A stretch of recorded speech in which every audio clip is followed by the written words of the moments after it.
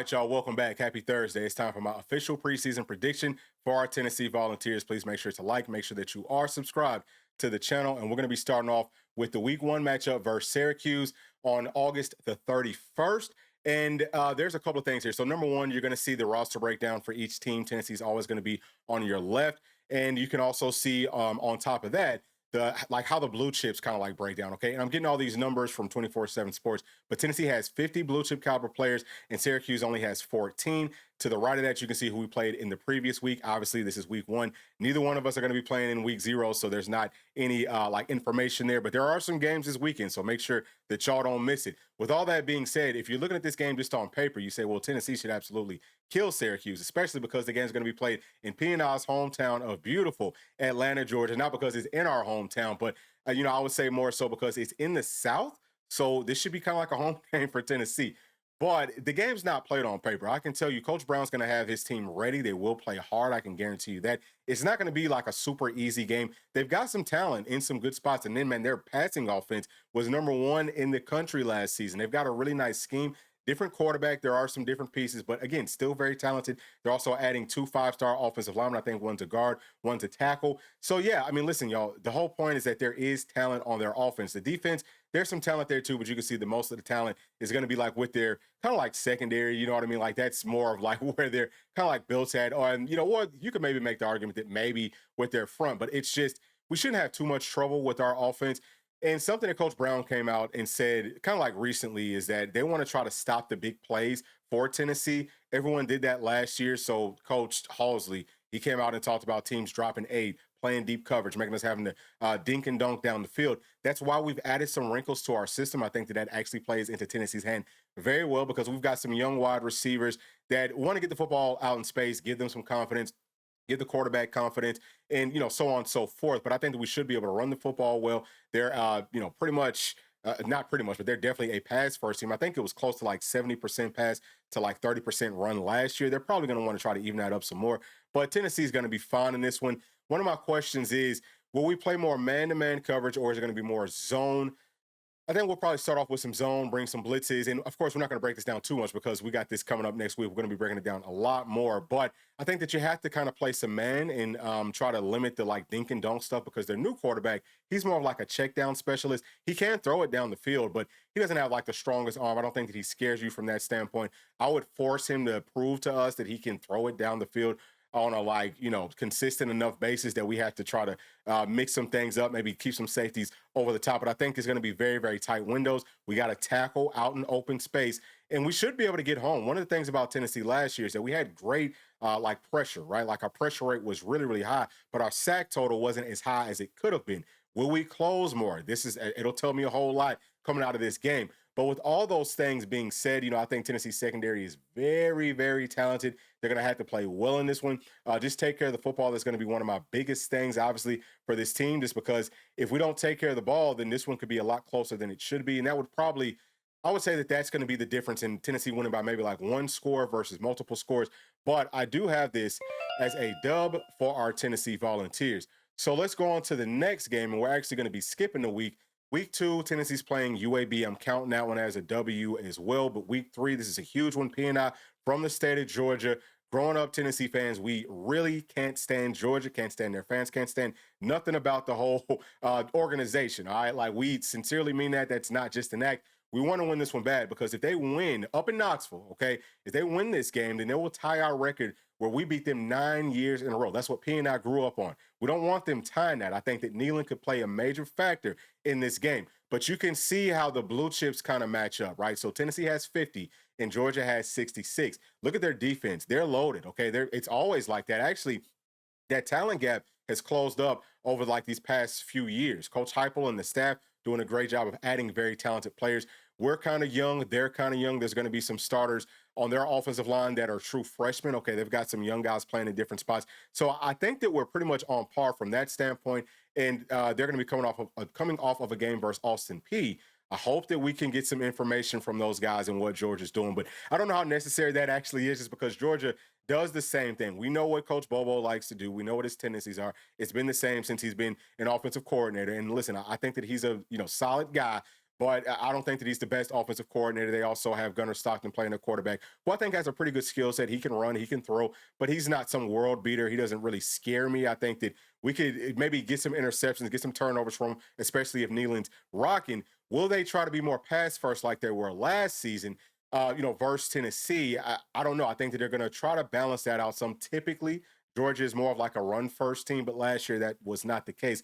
Got to watch out for that. So Tennessee's run defense, I think, is going to be big in this game, but also obviously the passing defense is going to be huge as well. Can we get to the quarterback? That's going to be something that I'm looking out for in a major way. But looking at us on offense, like we said, man, take care of the football. That's going to be huge. But we also have to be able to run the ball well. And I think last season, our running backs had like over 120 something yards running the football. And I think that we averaged maybe like 5.2 yards per carry, something like that, which is really good. So Tennessee can and will, I think, find a way to run the football on Georgia. Some of the wrinkles that we've added, they might not be ready for it. So can we maybe, catch them sleeping on some of these passes? Just keep the ball out of harm's way. They have a good secondary, but they like to play off. Coach, Kirby Smart does not like to let his cornerbacks get isolated in one-on-one coverage. We can find ways to make that happen, but he wants the safety help over the top. That's one of the staples to how he runs his defenses. So what that means is the middle of the field, like what Ole Miss did to him, all those slants and stuff. The Tennessee ran some versus Georgia, but we really could have run it more. I think that we'll bring some of that to the game, some drag, some of that type of stuff. I think that we have a chance if the young guys on the outside step up in this game. Is really going to, to me, say, hey, can we really go fight for like a national championship? Can we make it to the college football playoffs?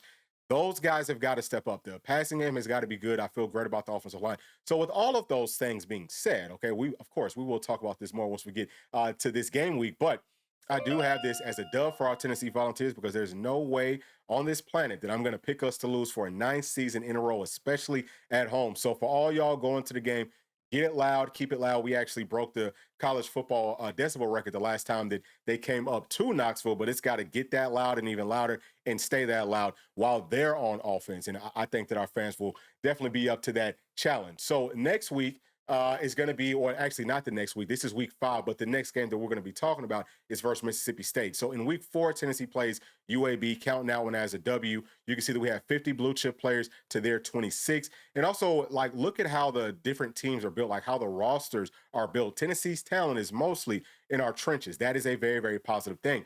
But Mississippi State ran the football better on Tennessee last season than anybody else. It's the same system that Coach Hyper runs. It's tough to stop the run with that light box. The field's being spread out really wild. But I think that our linebackers take that step forward this season. At least I hope that they do. I hope that we have some kind of like drawn up, schemed up for this game. But this is kind of like a trap game, right? So like going to Starkville, that's a place that Tennessee always tends to kind of like play poorly there. You like, as long as I've been living, it seems like every single time that we went there, we didn't play the absolute best.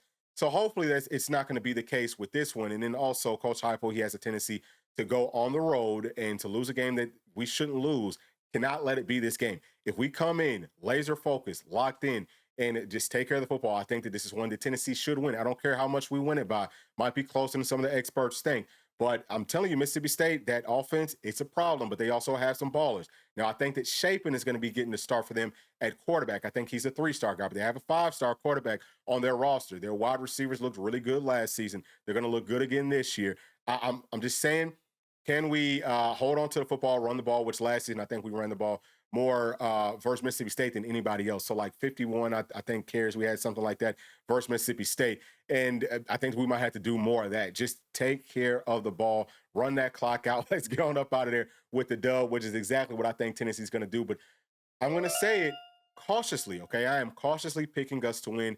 You better have this one circled on y'all's calendars. So the next game is going to be versus Arkansas, and we're coming off of a bye. They're coming off of a bye. I think it was the same way maybe last year. I know for sure that Tennessee did have a bye in a game that was very close, going down to Fayetteville. That's another place, just like playing at Mississippi State. Tennessee has struggled going there and winning games, but this one is going to be in Neyland. I think that we get some payback. The fan base is going to be rocking. Neyland's going to be really loud. They've got great talent, Bobby P is a really good offensive coordinator. He put some stress on Coach Banks's defense, but I think we had a good game plan there. We didn't really lose it based off of our defense. I think that it was more because of what their defense did to our offense with 3 safeties deep, showing a light box, and then bringing one of the safeties or one of the like overhanging players down to the box late. It threw off everything that we like to do, and I would say that this is the game from last year that at that point, the coaching staff said, hey, we got to make some changes to this offense. The changes are coming, and Ole Miss runs the same system that Tennessee does. They just ran it better than us last season because they had more wrinkles. I think that, they put up like 50-something points on Arkansas, killed them, went down to Fayetteville, killed them. I think that we will do something very similar, okay, in Knoxville. I see this game as a win, as a big-time win. It's not to undermine what Arkansas has, just because I think that Coach Pittman does a good job. He's a great offensive line coach. They've got some good talent. Like I said, they can bring some problems, but I'm feeling pretty confident that Tennessee is going to come up out of this one with the dub, especially coming off of the bye. I think that we'll be a lot more focused. We should be a lot more healthy. There was just a lot of issues with that game last season. Now, let's go on to the next one, and this is going to be the third Saturday in October. Of course, down in Tuscaloosa versus Alabama. And y'all can see that they have 63 Blue Chip Caliber players to our 50. As far as the trenches, I think that we match up very well there. But for me, it's more about their skill players, especially with their secondary. That's like an NFL secondary. Out of all the teams that I've watched since spring practice, their secondary looks the absolute best. They've got dudes. They're tall. They're long. They can move. Great skill sets. Can our young wide receivers find a way to be physical, okay, to, get some separation and to also make tough catches? Can we take care of the football? I'm going to keep on talking about that. If we can do that, then Tennessee has a great chance to be able to win this one. But with it being in Tuscaloosa, we know that they're going to cheat. So you got to watch out for those types of things as well. And then also, I think that Ty Simpson is a good quarterback. I feel like he's going to operate their offense better than what we saw last season. That offense can be tough to stop, a whole lot of vertical passing game. But Tennessee's secondary is really talented. I think that we're really deep. We should be totally fully healthy at this point. So I feel like we can maybe limit some of that type of stuff. It's really going to be based off of, can we get pressure like we did last year? I think we might have had 3 sacks in this one. They had 3 sacks on us. Can we get 3 again or maybe even more? I have a feeling that the pass rush will take that step forward. And it might be easier just because, yes, Ty Simpson can use his legs. Okay, to me, I'd call him a, dual threat guy. But that's not what he wants to do first. He wants to sit inside of the pocket first. Can we get him off the spot? Can we get him down? There's just so many different levels, and layers and variants to how this game could go. But at this point, just knowing what I know over the course of history, watching Tennessee football, especially going down to Tuscaloosa, I think that they're going to end up cheating us out of this game. So for that reason, I'm going to count it as a loss, and I'm hoping that I'm wrong on that. So next game is going to be versus Kentucky. This is week 9, and they're going to be coming off of a game versus Texas, okay? The Blue Chips, Tennessee has 50. They have 30. I think that they have just enough talent to keep this game interesting. And it feels like every 9 to 10 years, whenever we go up to Kroger Field, it's a muggy day. It's gloomy. It's maybe rainy, some type of overcast. It's just a mucky game. And they found a way to keep it close down that home stretch. It's going to probably come down to one mistake, wins or loses this ball game. We got to be able to run the football well. Y'all can see that their defense is pretty talented, right? It typically is. I think that they're built right. They do give Tennessee trouble. They understand how to play our system. How do the wrinkles change things up in this game? Now, at this point in the season, teams should understand Tennessee's tendencies, and they'll probably understand what we're trying to do better. So they might have a pretty good game plan, but it's just about, hey man, we're more talented. Let's come in focused, just like Mississippi State, and let's just go win this doggone thing. And I think that that's exactly what Tennessee is going to do. But this is another one, just like Mississippi State, that I would say circle, and I'm going to cautiously give us the dub in this one. All right. So going on to the next one. We have us hosting Oklahoma. We all know that Coach Heupel played there, and he wants to win this game every single year. We were able to go down to Norman last season and win it. They are more talented. They have 2 more blue chips than Tennessee does. It was a bigger gap than this last season, and you can see that they're coming off of a game versus Ole Miss. Ole Miss, again, runs the same system that Tennessee runs, so it should be like a good practice game for them to get used to what we're going to be doing. But I'm curious, they play Tennessee kind of similar to what Arkansas did, where, they're dropping A and have a very, very light box, but someone comes down late. They were doing more bringing the late people from the outside and messing with Tennessee's numbers. Will the outside zone stuff that I think Tennessee's going to run more of this year, can that maybe help us out in this game? I feel like it probably could, and it definitely should.